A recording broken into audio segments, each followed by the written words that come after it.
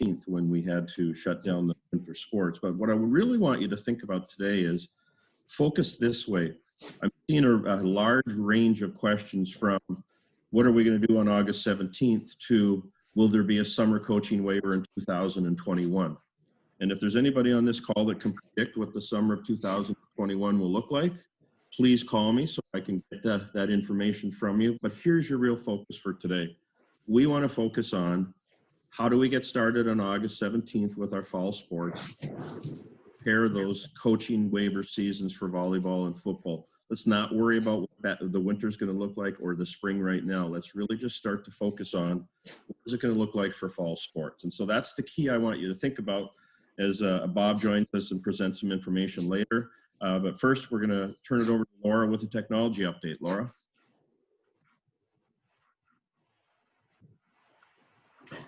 Good morning, everyone. I'm going to jump in and share a screen and just want to take a few minutes to thank everyone for the work that ADs are doing right now at this very, very busy time. Your time and attention to updating your profile, getting your school information in, enrolling your fall coaches, and then starting to build your teams is very appreciated. Please look for an email this afternoon that will provide an opportunity for a short, about 30-minute training sessions next week. We'll offer 2 on Monday, 1 in the morning and 1 in the afternoon. You need to attend 1. We will also screen record those. Or Wednesday, again, 1 in the morning and 1 in the afternoon. The goal will be to do just some short bursts of information for ADs and AD assistants. We do have 500 seats in our Zoom license, and if every school claimed 2 or 3 of those, that might use those up. So if there's an opportunity for you to share a connection with your assistant, if you're both going to join, that would be appreciated. We continue to work through post-launch pieces. 2 of the most common things I'm hearing right now is that my co-ops aren't displaying correctly, and we're aware of that. I believe that fix may actually go out this afternoon. And the other piece is our dance sections aren't accurate. So if you're experiencing either of those, know you're not alone. Just like other post-launch pieces, just working through those. Please continue to work with your fall coaches to create accounts. When fall coaches get in, they will see the CER concussion module.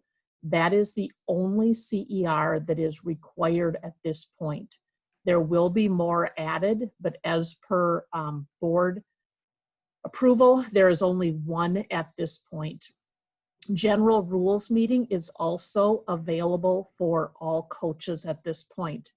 Tennis, funny enough, is also available for all coaches at this point. So if your football coach is worried that he needs to take the tennis rules, he does not. That's something else we're working through. Other ones will continue to come out over the next week or so. So those are in there for coaches to go to work on. There is that getting started guide at bit.ly/MSHSL getting started. That is there for you to use and share with your coaches also. We continue to add resources onto that. So checking with that before you email us will probably get you the answer that you need. We're also encouraging ADs who have questions or support to contact us at info@mshsl.org. That allows a number of us to jump in together and answer those emails coming back. Appreciate you giving support to coaches and that you're the one that comes to us with those questions. I'm seeing a couple of questions in the chat here. I will jump in and start answering those as I turn it back to, I believe I'm going back to Bob to continue with the next section. Yeah, I'll just check to make sure Bob is with us. He was coming in hot off of another call. Bob, are you with us right now? I am. Thanks, Craig. Yeah, I had a meeting with the Minnesota Twins too. They're very interested around baseball. Thank you for everyone and for your attendance. And then Craig touched on it. As we enter this next group of slides, if you could hold off on your questions in chat. And we're going to cover a lot of information. Let's focus on our time here. We know there's a lot of questions out there, some of which you don't want the answers to right now. Some of them are in process or progress. as we continue to work with our sports around the fall season here, sports that will be competing, and also around those that will be practicing. We're going to do our best to support you and get the answers that you can use, knowing that when we get into the fall season, that's ours, right? Those are your programs. Those are where we give you governance and or guidance. We're going to use some terms here today that hopefully assist you to differentiate between what we're looking at come fall. When we talk about our approved fall sports seasons, those are seasons in which competition will take place. Our board did take action on those. Although they will look different than they did last year, those were approved. Our practice season is not a waiver. This is yours, right? So our practice season is for football and volleyball, and then the board also did approve spring seasons as well. So just understand that when we talk about that fall practice season, that is for you in those designated sports. And then when we talk about required distance learning, we will get into that later in the presentation here today. How to view distance learning being one of the models that is an option for you. Laura, we can move on. As we're moving to the next slide, just a reminder too to make sure you're muted in the background. We've got some background noise that we can hear. Thanks, Craig. We continue to offer LEAD. We see that continuing again to be a resource, offering you as much guidance and assistance. And this is the best way for us to communicate, right? If we get an email on the same question over and over again, it doesn't allow us to be effective. So how do we communicate with a large group of people to communicate effectively and efficiently? That was the goal behind LEAD, and we're going to continue to do so. When we received information last Thursday on our learning models, and again, we had about 3 days understanding the learning models to prepare for different options that had already been worked on within our task force. Those models are distance learning. There's mandatory distance learning, and then there's required distance learning, or there's mandatory, and then there's voluntary. Mandatory is if you're in a county or a region where COVID is high, and you're required to have distance learning. Participation then is limited only, as I see it, to virtual participation, where you're not having in-person contact. Hybrid means that that you have students, some are in distance learning and some are in person, and maybe that varies by the week. And in those models, you also have individuals that are voluntarily going to distance learning. As an individual, they would be eligible as well, and then in person. And that impacts transportation as well.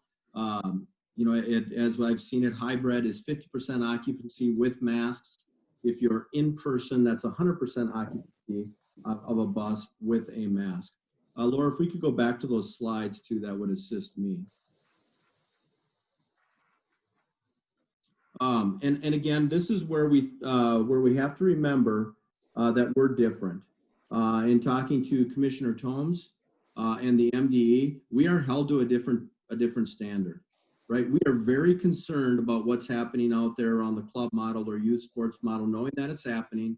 And we have been told, again, once schools go back into session, how do we minimize exposure, right? Minimizing exposure in our buildings means that anything other than non-essential visitors are not going to be able to go into our buildings, and pools have been viewed differently, is my understanding. So that is where the no spectators comes into play. Again, with our governor, with our different models, that's also how we're different as a state. All right, we have states like North Dakota, South Dakota, and Iowa that are in person, right? And therefore their models are a little bit different. Wisconsin, not sure where they're going to go yet. I believe it is their 5 largest districts that are not going to offer at least football and are in distance learning for this fall. So we are different than other states, and we hope those states, their seasons go well. But we believe that where we're at with our models, learning is the priority. Making sure that schools are available for what they're intended for, and that is, again, learning that takes place around their curriculum. Our goal for the task force again, was to provide frameworks and options. Some of those options had to be modified, right? Those modified options, there were 2 for each sport that were sent on to our board. Our board did a great job of working through, and they had a very difficult job to do. We need to respect their decisions as if you attended the meeting either online or audio only, you could hear that those were hard decisions that they absolutely had to make, and we're going to respect and appreciate the work that they did. I know that within the board decisions that fairness and equity being a principle, for some it doesn't feel that there's fairness and equity. We know around the decision of volleyball that it presents some issues in communities where they offer a limited number of fall sports. And again, with the intent of the board to try and offer an opportunity to connect, and I'll get to that around the fall practice season. And for football, very difficult decisions, yet sports medicine specifically said that football would be the most difficult to not only start or compete in this fall, but to finish. So again, for volleyball and football, with the best interest of trying to offer the best opportunity of a semblance of a season, that decision was made to move to that spring season. If we could go on to the next slide. Craig, anything I'm missing there? No, Bob, I think you've done a great job of covering. As I scan some of the questions here, again, I have not seen a question yet that the task force or league staff have not considered in the last couple of weeks. But again, I want to remind you, let's go back to what our focus is. Our focus is, how do we start with the official seasons on August 17th? How do we set up the practice sessions for volleyball and football? We'll get to winter later. We'll get to spring later. Also, how do we set up practice sessions for spring sports? Those are the 3 keys right now, starting on August 17th with the official seasons and preparing to have the practice sessions for volleyball and football and the spring sports. And just a reminder to everyone too, the eligibility committee will be meeting this afternoon. Their task this afternoon is to answer many of the questions that I see in the chat as we prepare for August 17th. Bob? Yeah, so some of what I do know about our fall practice season, and again, that's volleyball and football, and then also our spring sports. I didn't anticipate spring sports being an option for this, and that did happen within our board meeting. I know that's creating questions and or difficulties for some of you, especially around facilities. Again, I believe the intent around the fall practice season is opportunity to connect and or practice within your team. That being said, that is to minimize exposure, so not bringing communities together, but to practice only.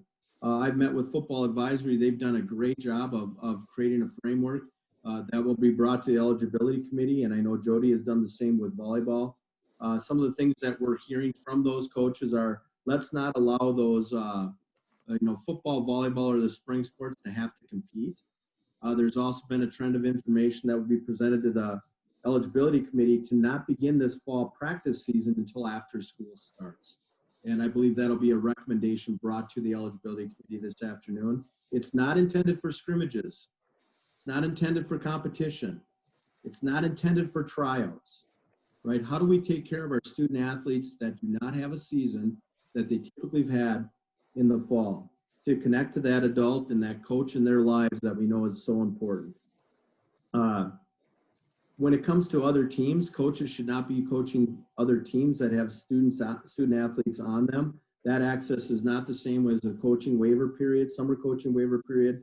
So coaches are no longer coaching on other teams outside of that season during that fall. The other thing to remember when we think about the fall practice season, this is your season. Making sure that student athletes have sports qualifying physicals on file. A reminder that they were extended. If they do not have a sports qualifying physical on file, that they would need one, especially for those first-time students in your high schools. They need to have these. I would recommend that you have that health questionnaire on file, or you should have that. And then also, we will be getting out to you both online and probably sent an assumption of risk notice, right? Oftentimes we hear people wanting a health waiver of sorts. we're going to call an assumption of risk notice that you can use around COVID-19 for your parents and student athletes. Eric or Craig, any clarification or further information around that assumption of risk notice that I missed? I think you're good. Bob, Bob. I'll just step in and appreciate your mention of that. So our work has been with our legal counsel, obviously, as we step into a year that has a new experience and a new concern that's out there. There is no body of litigation that would guide whether or not a waiver would hold up in any kind of a situation. And so I think that it's really important that our students and their families know exactly what they're signing up for. So there is a requirement that was passed by the board that you provide the assumption of risk notice to your families and your participants. And so that will be coming and will be posted here likely by the end of this week. So today or tomorrow will show up on the website and be available for you to provide directly. You can send it out electronically. You can hand them copies. Some people are talking about doing, when they do their online registration, that will be one of the check boxes of they've received that. The requirement is that the school provides notice, not that the student or family signs off on it, but that they've received it. And believe at this time that is the best way to go forward. Eric, could I ask a follow-up question on the waiver? Someone in the chat is looking for the same type of waiver on transportation. What recommendations do you have for schools regarding transportation at this time? Transportation continues to be one of the leading questions for our member schools in all areas. How do we do it? What are the rules about it? How are we covered? Those kinds of things. So Rich Matter, our Director of Finance, and I spent time with our insurance folks and asked really directly, what insurance do we have? So keep in mind that there are different kinds of insurances. Some of them are liability. And in our case, our catastrophic insurance is a health insurance for injuries that would be sustained. So that catastrophic health does apply to transportation directly from your school to the other school and back. However, when you provide opportunities for people to meet you at another school, or if you allow students to go home with families or whatever, then they wouldn't be covered by that catastrophic health. It's directly to and from the event, and it needs to be under school provided or authorized travel. And so it is still a little bit nebulous. What I would say is students transporting themselves and especially transporting others is a very difficult place to be. And so our catastrophic health does apply obviously to when you bus kids back and forth. If a student travels with a parent from your school to another school, they would be covered, assuming all of the driver licenses are appropriate, that they have the insurances and registrations, those kinds of things. So it does become more murky the further down the line you go. But again, taking a clear stance, your legal team for your particular school would be the first line to really talk with them of what is our liability coverage, because that would probably be hit even before the catastrophic health would come into play.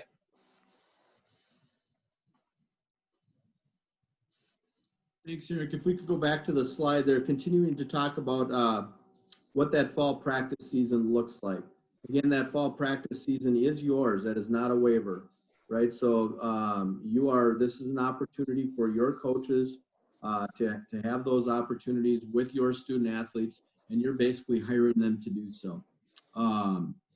Again, whether or not you pay them or how that contractually works, that will be a district decision for you.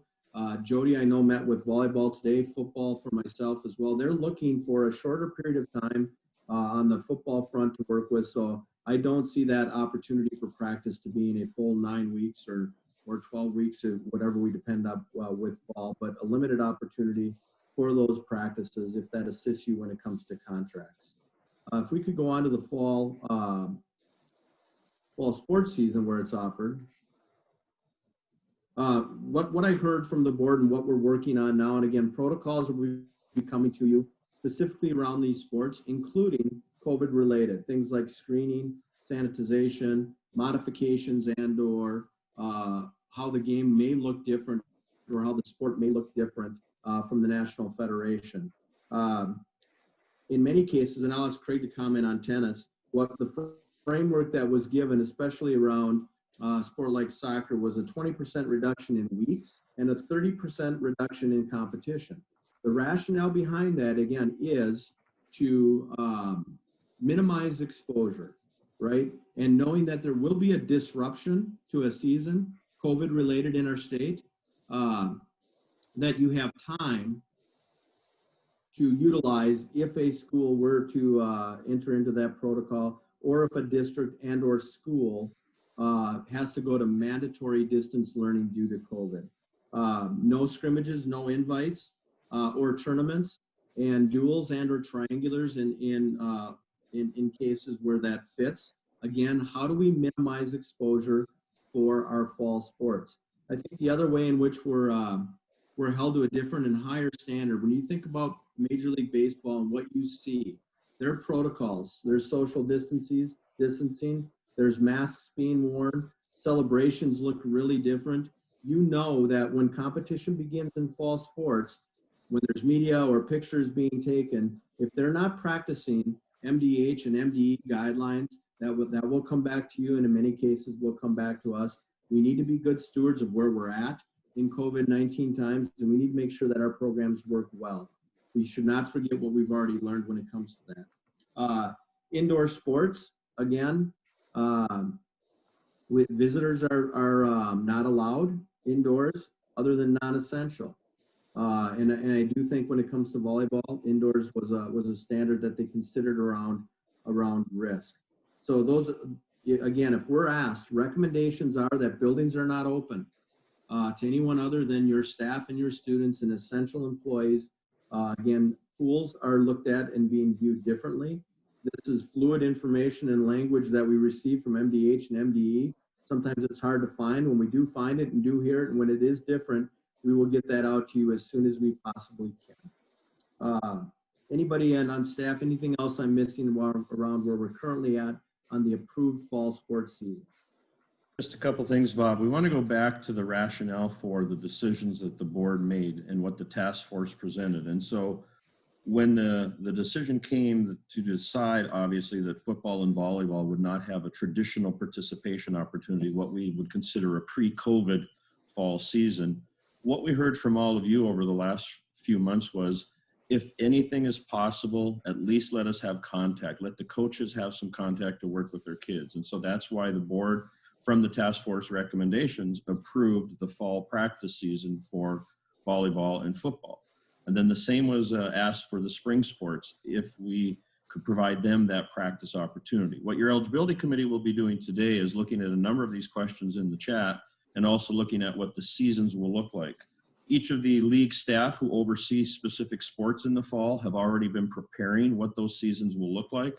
That is another item that the eligibility committee will be looking at today. In the meantime, bylaw 501 has all of the sports listed with the length of weeks of season and the number of contests. So you can look at 501 and start to do the math with the 20% and the 30%.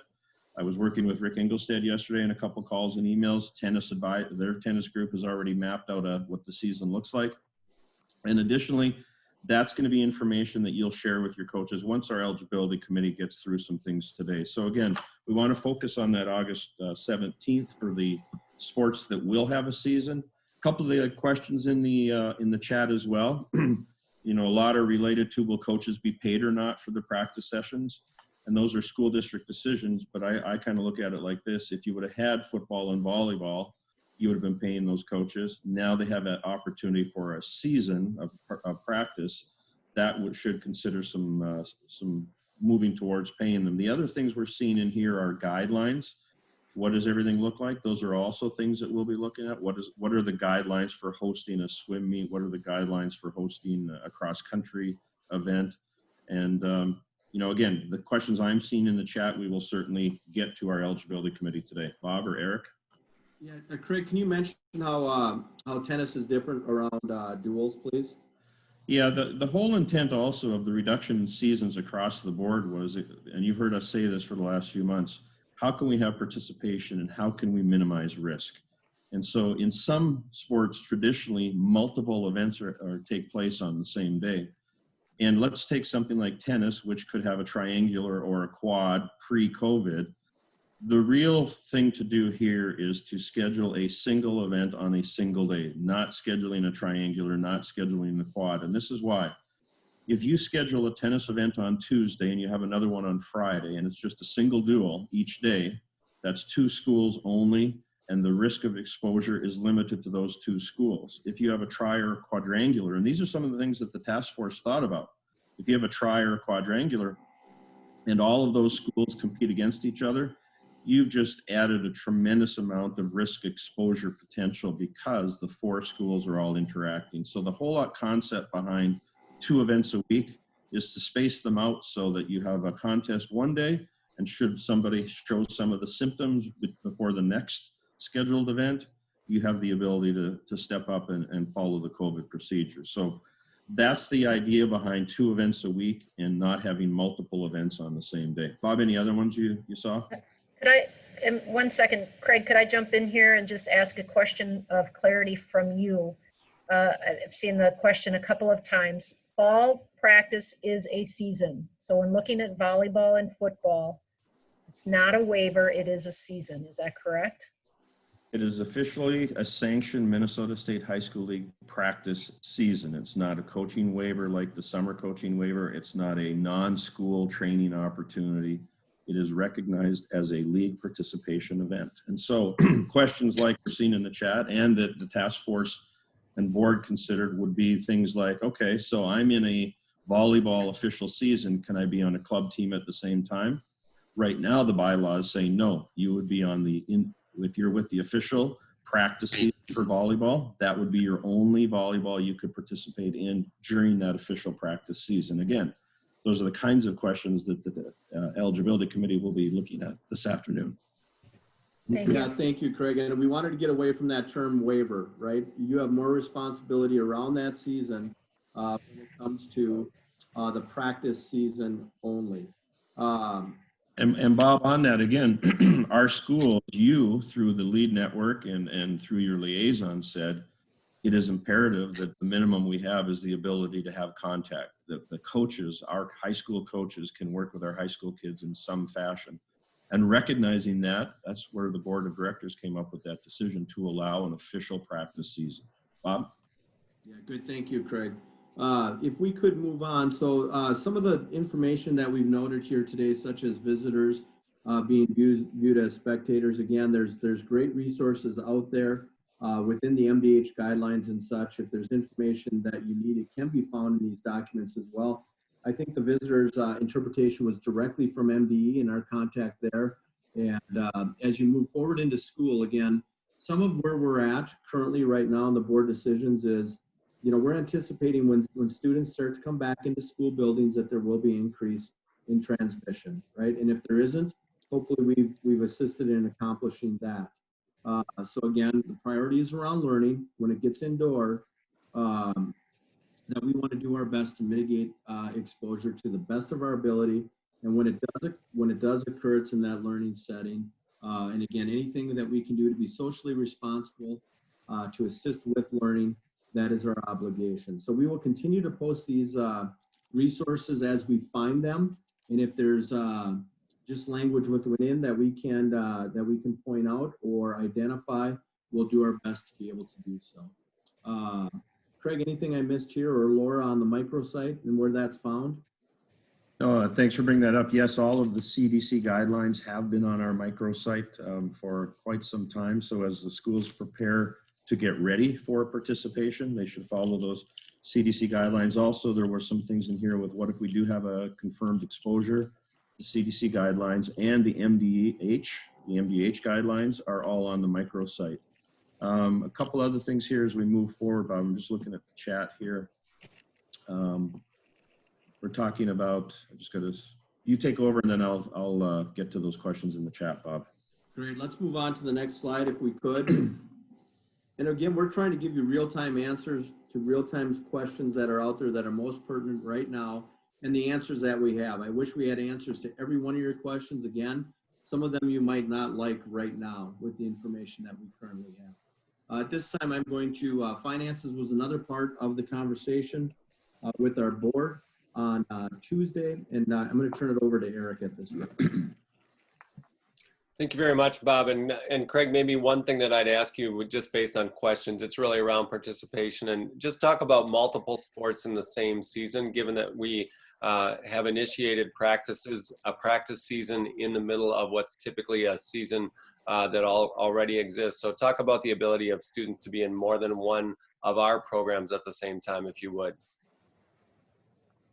Yeah, I'm thanks. sorry. Go ahead, Craig. Currently, the bylaws indicate that, and this is at school discretion, so I have this one quite often in the fall. We've got a member of the soccer team that you also want to use as a kicker on the football team. We've allowed that inter-sport participation for league-sponsored activities. One of the questions the eligibility committee will face this afternoon is, and I saw some of these things in the chat, there are private entities that are establishing 7-on-7 football leagues or JO volleyball or other club volleyball. And again, right now, the bylaws say that you would, if you're in the official practice season for football or volleyball, you would not be able to participate in a non-school program. But we will address that with the committee today. And one thing I did want to mention too, I'm seeing a lot of things on finances. I'm not sure everybody's aware of this, but I have spoken to some schools. There are federal monies available that are COVID related for application for COVID related issues in your school district. I know schools that have received tens and hundreds of thousands of dollars in federal money for COVID. So one thing you might want to check at the district level is there COVID money that helps us sort our way through participation in fall and winter and spring in light of COVID? Eric, turn it over to you now. Thanks, Craig. And Laura, thanks for putting the screen back up.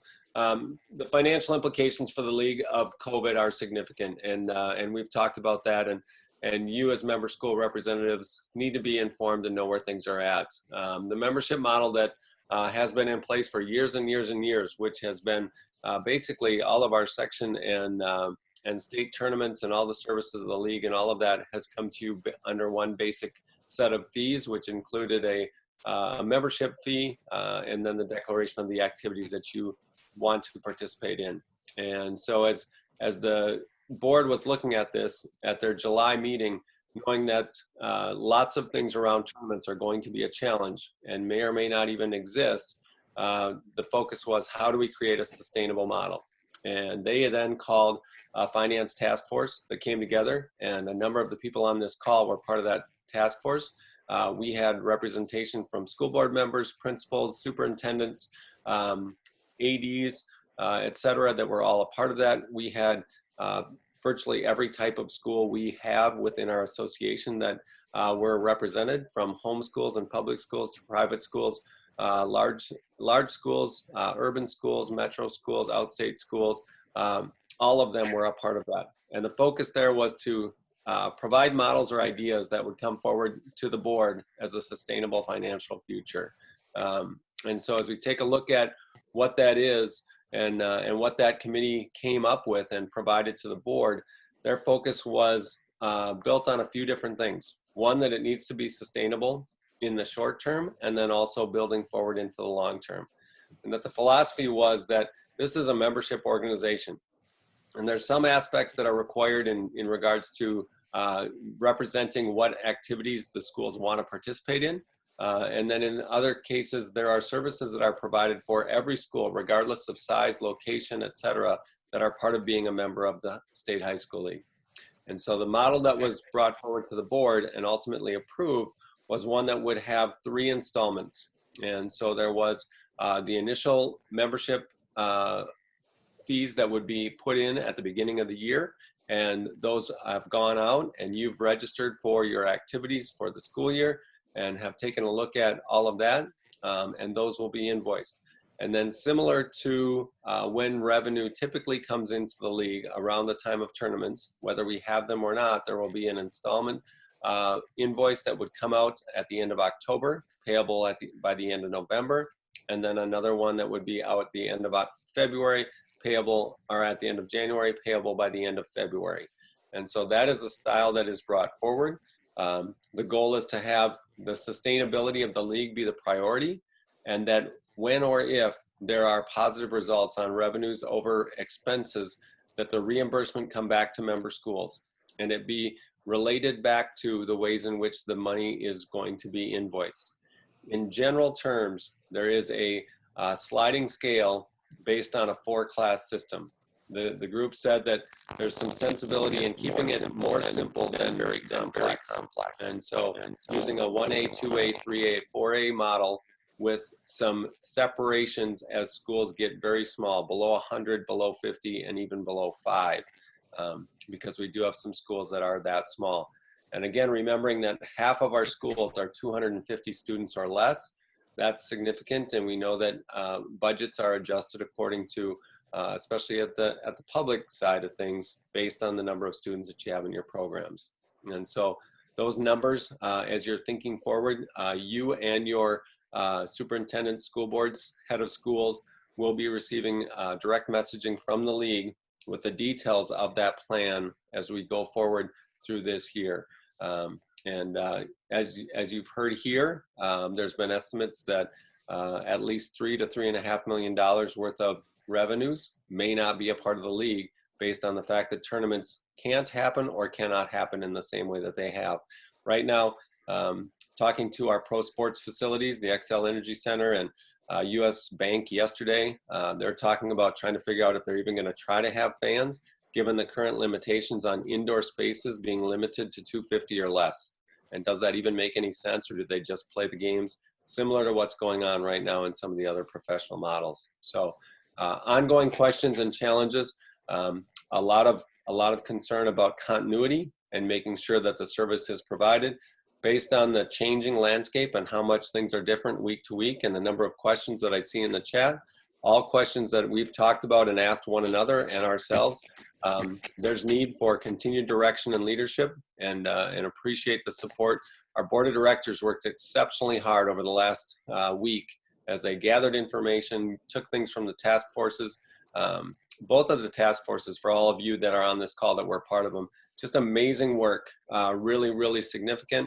And the other thing is, no matter what we asked for in terms of time, both task forces said, whatever it takes, we'll find time, we'll make time, we'll push things out of the way, just so we can try and assist in providing the best direction for all of our member schools. So if you know someone who is on the task force, or if you are one, please know that that's appreciated, and reach out and thank those folks, as well as our board of directors, for the hard work that goes into a situation that has never been faced before. So thanks to all of you. Thanks, Eric. Just a couple things here too. I did see in the chat, there's some questions about what will the postseason look like? Will we have a culminating event? Eric just touched on the fact that we have met with the people that manage the buildings where our state tournaments are traditionally. And again, one of the tasks for today's eligibility committee, and today won't be the only meeting, we'll be looking at what is that really defined as a culminating event. And so much of what we're planning for is the unknown, because right now, as you know, we can't have events indoors with attendance. It's essential people only that would manage those indoor events. And some kind of a culminating event or a state tournament could look extremely different than what we have traditionally had pre-COVID. So we will continue to monitor those things as we, with the eligibility committee, and as we share with the LEAD network. I'm seeing a real common theme in the LEAD network today in the chat regarding the difference between an official league sponsored practice season and making it a fall coaching waiver. So I have jotted those down. We will talk about them with the eligibility committee today. Again, obviously we're a little bit over our 11:15 stop time, and you know how I like to stay on task, but we do have a number of items that warrant us talking a little bit longer today. And I'm just going to give you a couple keys right now to think about, because under our current bylaw structure, and it would require action by the board to change this. I'm going to talk about transfers that are COVID related. Here are some of the top themes or questions that have come to the league in the last couple of days. So we don't have a fall sports season for football, and a student goes out of state to play football and then returns for spring football. Would that student be eligible? Our current bylaws say no. A student is allowed one full season of participation each school year. So just had a couple more emails this morning on that. If they go to another state and come back, even if there is a bona fide family residence change both times, and if the student participates in football, say in South Dakota this fall, and then wants Minnesota in the spring, current bylaws don't allow that. Some other things on the transfers, we will be talking as an eligibility committee. We know we are going to have COVID-related transfers. For example, parents lose employment, the family gets split up, they have new housing, don't meet the requirements of the transfer rule for full eligibility. We will be looking at all of those things. The other items that we will be looking at today are in depth will be bylaw 501 and looking what all of those seasons will look like. Bob, anything else on some of the things you're seeing coming through on the eligibility side of things? No, I think maybe just one quick note. So, you know, if a student is currently sitting out in a violation, you know, if you're in that practice portion of your season only, that would not meet the competition side of things. So remember, that's two-pronged. It's whichever is greater, and if there aren't competitions, they would not be serving that violation at this time.